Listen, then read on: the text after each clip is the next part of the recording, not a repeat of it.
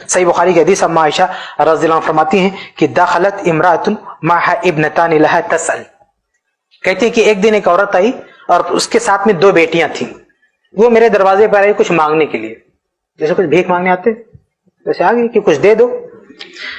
کہتی ہے فلم تجد عندي شيئا غير تمرة. اما عائشہ رضی اللہ عنہ فرماتی ہیں کہ میرے پاس ایک کھجور کے علاوہ کچھ نہیں تھا، ایک کھجور بس، اس کے علاوہ کچھ نہیں تھا کہ میں دے سکتی، تو ایک کھجور اٹھایا اور دے دی، یہ لو. تو اس عورت نے کیا کیا؟ فاتیتها اياها، کہتی میں نے دے دیا کھجور.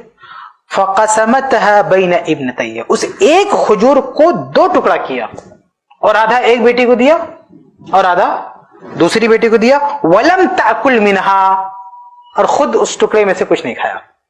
اما عائشہ رضی اللہ عنہا فرماتی ہیں کہ میں نے صرف ایک کھجور دیا تھا، اس کے وہ 3 حصے کر سکتی تھی لیکن 3 حصہ نہیں کیا، صرف 2 حصہ کیا، آدھا ایک بیٹی کو دیا آدھا دوسری بیٹی کو دیا، خود کچھ نہیں کھایا. فخرجت، اور پھر چلی گئی وہ. فدخل النبی صلی اللہ علیہ وسلم علینا، کہتے ہیں کہ اللہ کے نبی صلی اللہ علیہ وسلم جب آئے فاخبرته، تو میں نے ان کو یہ واقعہ بتایا، ایک عورت آئی تھی 2 بیٹیوں کو لے کر، ایسا ہوا.